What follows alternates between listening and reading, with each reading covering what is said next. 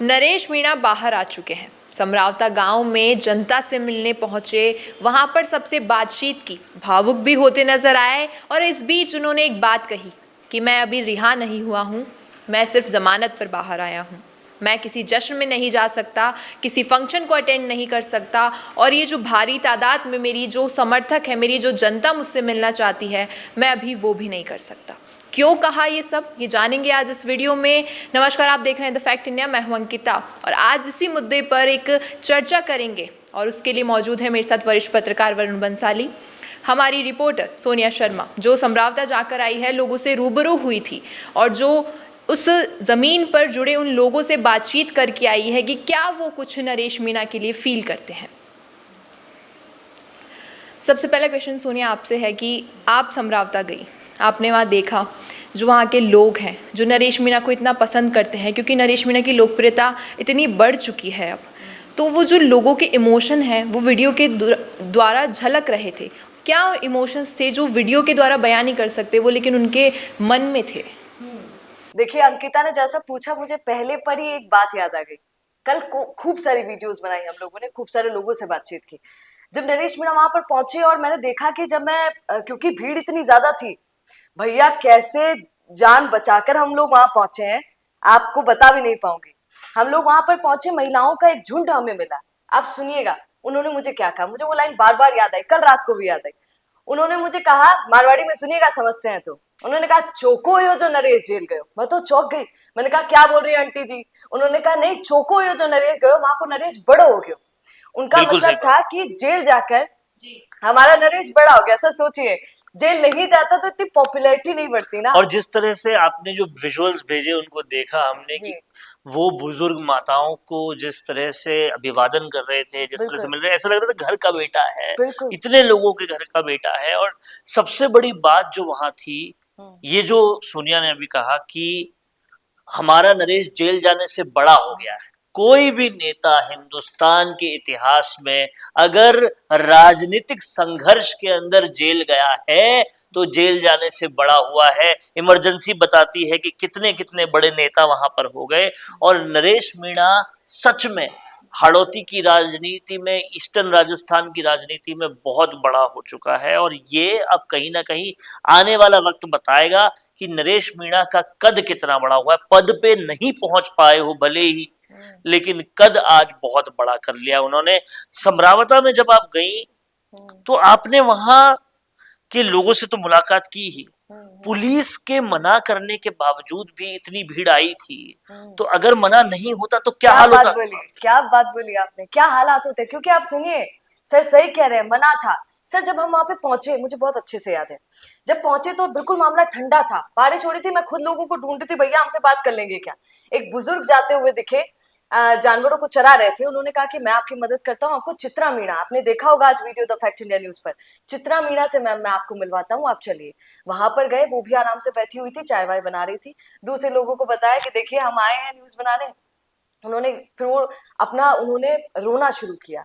मतलब जो पुरानी 8 महीने की बातें थी सर, वो ताजा हो गई। हम लोगों से बातचीत करते करते कई लोग रोने लग गए, कई लोग ये बताने लग गए कैसे उनकी बकरी को उठाकर और आग में डाल दिया गया। मतलब हम लोग खुद सुन के सर चौंक गए। उन्होंने कहा, मैम 8 महीने पहले बात कोई रख नहीं पाया, आज आप लोगों के सामने फिर से रख रहे हैं, पर आपने फिर से वो बात करके ताजा कर दिया है। लेकिन फिर भीड़ कब आई? भीड़ सर सुनिए, भीड़ तभी आई जब नरेश मीणा आए उनके पीछे। और सुनिए ना, समरावता जो गांव है, वो उसकी पॉपुलेशन अगर जनसंख्या आपको बताऊं तो लगभग 900 और 1000 लोग हैं वहां पे। और वहां उस दिन 900,000 लोगों से कई गुना ज्यादा लोग थे।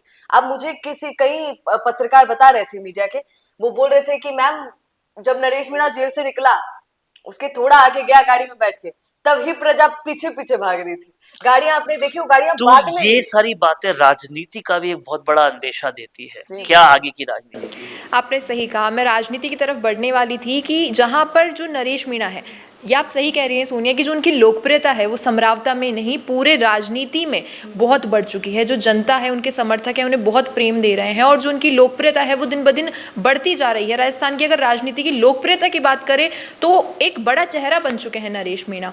और इस लोकप्रियता से एक सवाल ये उठता है कि जो उनकी लोकप्रियता है वो भी बढ़ गई है, उनका क्षेत्र है वहाँ पर जो एक उनका कॉन्फिडेंस लेवल है राजनीति में अब वो बढ़ता ही जाएगा। वहीं अगर कहीं ना कहीं हम देखें तो किरोड़ी लाल मीणा को ये क्या एक कंपटीशन की तरह हम देख सकते हैं? किरोड़ी को नहीं, अब नरेश मीणा राजनीति में और भी बहुत सारे लोगों को कंपटीशन देने वाले हैं, क्योंकि एक तरफ जाति से देखें तो किरोड़ी लाल मीणा की मीणा जो जाति है उस पर वो पूरा प्रभाव रखते हैं और वो प्रभाव अब जेल में जाने से और बड़ा हो गया है। तो जाति की दृष्टि से वो किरोड़ी लाल मीणा को सीधा कंपटीशन दे रहे हैं।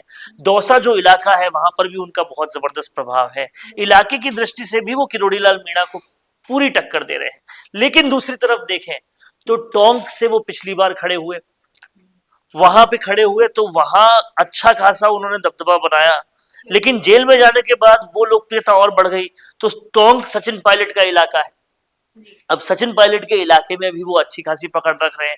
वहां पे मीणा तादाद भी है, लेकिन लोगों में एक और परसेप्शन भी बन रहा है कि हमारे बीच एक लड़ाका नेता और आ गया है जो कि सत्ता से लड़ सकता है। और क्योंकि समरावता के लिए लड़ा तो टोंक पूरा भाव विभोर है, टोंक भी कहीं ना कहीं अब एक कंपटीशन बन चुका है सचिन पायलट के बीच में भी। तो नरेश मीणा सचिन पायलट को भी कंपटीशन दे रहा है। तीसरी और अगर बात करें हाड़ौती की, तो जो कोटा बूंदी का संभाग है, हाड़ौती का संभाग है, वहां अगड़ा बनाम पिछड़ा की राजनीति चल रही है। वहां अगर पिछड़े देखे जाएं तो गुर्जर मीणा एक होकर गुंजल नरेश एक हो गए हैं और वहां अच्छा खासा वो इम्पैक्ट बना रहे हैं। अब अगर वो इम्पैक्ट बन रहा है तो सीधा कंपटीशन किसको जा रहा है? कंपटीशन सीधा जा रहा है लोकसभा अध्यक्ष हमारे ओम बिरला जी के कंस्टिट्यूएंसी में भी, क्योंकि अगड़ा बनाम पिछड़ा वहां पर पूरी तरह से हो रहा है। तो ऐसे में कंपटीशन बहुत जबरदस्त है और बहुत लोगों को है। अब नरेश मीणा वो नरेश मीणा नहीं रहे जो जेल में जाने से पहले थे, जिनसे शायद किसी को कोई खास दिक्कत नहीं थी, पर अब बहुतों को दिक्कत है। प्रमोद जैन भाया से लेकर किरोड़ी लाल मीणा से लेकर सचिन पायलट से लेकर सबको कंपटीशन है। और दूसरा, अगर बड़े परिप्रेक्ष्य में देखा जाए तो लोकप्रिय नेताओं की फहरिस्त में अब नरेश मीणा का नाम भी वहीं पर आएगा जहां रविंद्र सिंह भाटी का नाम आता था, जहां राजकुमार रोत का नाम आता था और जहां किरोड़ी लाल मीणा का नाम आता था, जहां सचिन पायलट का नाम आता था। थोड़ा उस रास्ते में कुछ और कदम चलना है, चलने के बाद नरेश मीणा का कद वही हो जाएगा। तो अब राजस्थान में लोकप्रियता बढ़ रही है तो कहीं ना कहीं वो बट भी रही है, इतने नेताओं के बीच में वो बट भी रही। माफ कीजिएगा सर, वो आपके वो बटने वाली बात से मुझे एक बात याद आ गई। आपने देखा कल सर, हमने नहीं भी पूछा तब भी लोग बोल रहे थे कि नहीं, अब तो हमारे मीणाओं का एक ही राजा है, एक ही नेता है। मैंने उनसे पूछा, अरे क्या बोल रहे हैं आप, किरोड़ी बाबा को भूल गए क्या इतनी जल्दी? तो उन्होंने कहा नहीं, अब तो बूढ़े हो गए हैं, अब तो रिटायर हो जाना चाहिए, वो अपनी ही राजनीति करते रहते हैं। अब हमें हमारा मेन फोकस नरेश मीणा पे। नरेश मीणा नंबर 1 और सेकंड पे किरोड़ी लाल मीणा। वो आपने सही कहा, पॉपुलैरिटी जो है वो बट रही है, पॉपुलैरिटी बट रही है। और सबसे बड़ी बात ये हो रही है कि अब लोग बीजेपी कांग्रेस से इतर कोई ऑप्शन चाहते हैं, और अगर नरेश मीणा ने वो इतर ऑप्शन दे दिया तो उन्हें ईस्टर्न राजस्थान का राजकुमार रोत बनने से कोई नहीं रोक सकता। अब तीसरे मोर्चे की बात कर रहे हैं, तीसरा मोर्चा भी हो सकता है, निर्दलीय भी हो सकता है। इतर ऑप्शन का मतलब जो बीजेपी कांग्रेस में नहीं हो। और आप समझिए बीजेपी कांग्रेस से कुछ खास मिला भी नहीं नरेश मीणा को, न टिकट मिला, न सम्मान मिला। तो और फिर लोग भी आज जो सर्वे हो रहे हैं, चाहे अंतर विधानसभा की बात कर लें, उस सर्वे में भी नरेश मीणा बहुत ऊपर आ रहे हैं, क्योंकि नरेश मीणा अब कांग्रेस ने भी उनको 2 बार बाहर निकाल दिया है। क्योंकि अब वो लोगों की ये उम्मीद है कि इतना सब कुछ होने के बाद वापस तो कांग्रेस में नहीं जाएंगे और बीजेपी में तो बिल्कुल नहीं जाएंगे, तो शायद बाहर रह के लड़ेंगे। लड़ाके अच्छे हैं, हमारी समस्याओं के लिए लड़ेंगे। ये सोचकर, इस उम्मीद से वो लोग अपना प्यार उनको देते जा रहे हैं। जी, अब फिर से हम समरावता की तरफ आएंगे कि एक वीडियो मैंने नरेश मीणा का देखा जो आप लाए थे उन वीडियोस में भी, कि वो थोड़े भावुक हो गए थे। उस वक्त वो ये कह रहे थे कि मैं उस परिवार से आता हूँ जहाँ पे माता पिता मेरे मुझे ये सिखाते हैं कि अगर किसी ज़रूरतमंद की मदद करो तो वो बहुत अच्छा काम है। और वो कहते हैं कि जिस दिन मैं उपचुनाव के वक्त यहाँ आया, मुझे लगा कि इस जनता को मेरी ज़रूरत है और इसलिए मैंने वो कदम उठाया। तो लेकिन आप वहाँ गई, क्या लोगों के मन में अभी भी ये सवाल है कि नरेश मीणा तो रिहा हो रहे हैं, जमानत पे हैं, लगता है फिर बाहर आ भी जाएंगे पूरे केस को इसको बरी करके, लेकिन क्या लोगों के मन में सवाल है कि एसडीएम पर कोई एक्शन हुआ या नहीं हुआ? क्या बात बोली है। अब फिर से मुझे बार बार वो याद आ जाता है क्योंकि इनके सवाल ही ऐसे हैं। चित्रा मीणा की सर बार बार जिक्र करना पड़ता है क्योंकि वो एक अकेली ऐसी महिला है जिसे दमखम दिखाया है और अमित चौधरी पर बिल्कुल भरपूर बोल रही हैं। उन्होंने सर उस दिन की हकीकत उनको बताई कि कैसे अमित चौधरी ने हमारे साथ कंधे पर हाथ रखकर धक्का देकर जबरदस्ती मुझसे वोट करवाया। और मैं तो चाहती हूँ, उसने बोला कि मैं तो चाहती हूँ कि हाँ नरेश मीणा बाहर आ गए, ये ठीक है, पर अब हमें अमित चौधरी को कैसे भी करके जेल भिजवाना है भैया। तो सब लोग वहां पे बोल रहे थे, नरेश मीणा बोलने पर अमित चौधरी ऑटोमेटिक आ रहा था। और लेकिन समझना अभी समरावता की जनता को ये भी पड़ेगा कि अभी जिस चक्रव्यूह में नरेश मीणा को फंसाया गया था, केस केस केस केस, बहुत सारे केसों के चक्रव्यूह में, वो चक्रव्यूह से वो पूरी तरह से अभी बाहर नहीं है। अभी सिर्फ और सिर्फ जमानत पर है। अगर अभी कुछ भी भाव विभोर होकर किया गया तो गलत हो सकता तो देखिए, राजनीतिक षड्यंत्र वाले दुश्मन बहुत उनके पीछे आज भी हैं। ये समझना पड़ेगा समर्थकों को भी, क्योंकि जितनी सीधी राजनीति नरेश मीणा करते हैं, उनके दुश्मन उतनी ही चोर राजनीति से या पिछले दरवाजे से चुपचाप आकर षड्यंत्र करके जाते हैं। तो उन्हें उससे बचने के रास्ते भी समझने होंगे, जो मुझे लगता है कि इतने वक्त जेल में रहकर वो समझ चुके होंगे। पर अब ये कहीं ना कहीं उनके जो समर्थक हैं उनको भी समझने की जरूरत है। बिल्कुल, मेरा प्रश्न अगला इसी से जुड़ा है कि जो मीणा समाज और जो समर्थक थे नरेश मीणा के, वो लगातार एक बात कह रहे थे कि हम 20 जुलाई को आंदोलन करेंगे और ये जो भी है, तो क्या ये जो बीच में जमानत मिली है इसके पीछे इसका कोई कनेक्शन है? जाहिर तौर पर आप देखिए, इससे पहले जब विधानसभा के बाहर आंदोलन की चेतावनी थी, तो जैसे तैसे कर नरेश मीणा के पिता को बुलवाया गया, उनको आश्वासन दिलवाया गया ताकि वो आंदोलन ना हो, क्योंकि सत्ता भी जानती है, शासन भी जानता है, प्रशासन भी जानता है कि जब नरेश मीणा के समर्थन में आंदोलन होगा तो वो कितना बड़ा, कितना भयावह होगा। उन्होंने कहीं ना कहीं ये अपने दिल के अंदर समझ रहे, जान रहे हैं कि एक गलती तो हमने कर दी, उसको जेल भेज के उसकी लोकप्रियता बढ़ाकर। अब अगर ये आंदोलन भी हो जाएगा तो लोकप्रियता का आईफिल टावर वहां पहुंच जाएगा जहां पर कोई हाथ भी न लगा पाएगा। इसलिए उस आंदोलन को तो नहीं होने देना है। इन्होंने आंदोलन हनुमान बेनीवाल का होने दिया तो पता पड़ा लाख लोग आ गए। अब ये जाति पे आंदोलन होगा तो और भी ज्यादा लोग आ जाएंगे अगर नरेश मीणा के। तो कहीं ना कहीं कांग्रेस भले ही विपक्ष का काम ना करे, लेकिन बेनीवाल और नरेश मीणा के आंदोलन ही विपक्ष का बहुत बड़ा काम कर जाएंगे और ये सत्ता पर सवाल हो जाएगा। इसलिए इसको होना जरूरी था। अब ये टाइमिंग पर भी बहुत बहुत ज्यादा इंटरेस्टिंग चीज है कि कोर्ट का फैसला क्यों 20 जुलाई की डेट से तुरंत पहले आ गया, क्यों रिहाई इतना पहले हो गई। क्या रिहाई आंदोलन की चेतावनी से जुड़ी हुई है? बिल्कुल।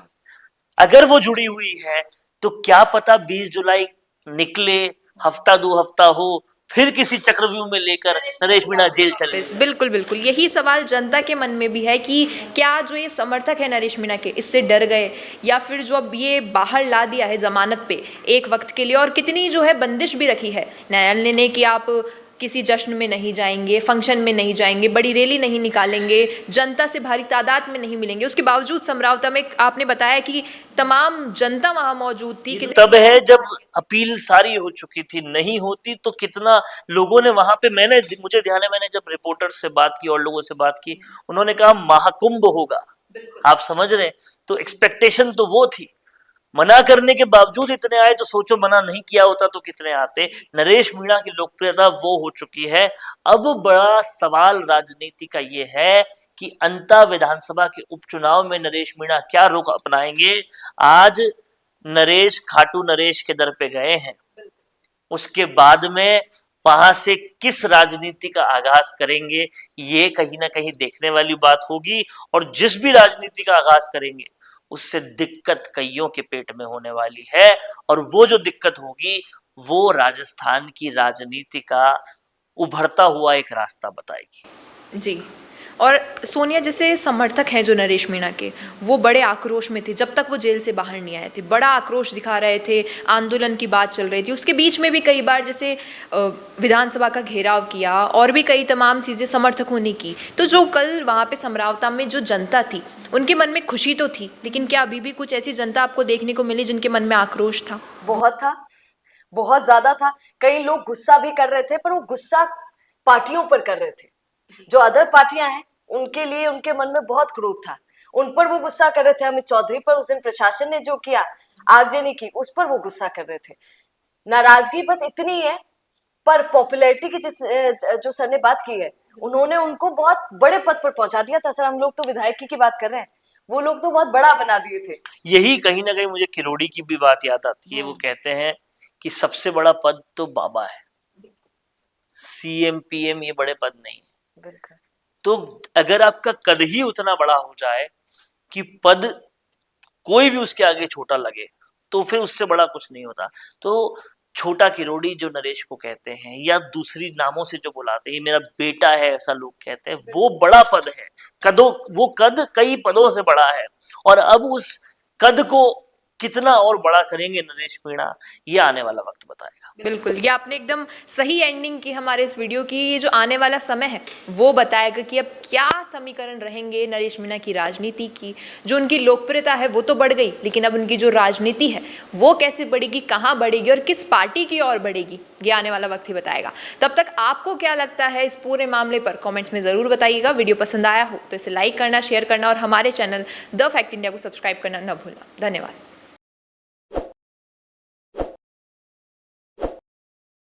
ताज़ा खबरों के लिए विजिट करें द फैक्ट इंडिया की वेबसाइट और डाउनलोड करें द फैक्ट इंडिया ऐप।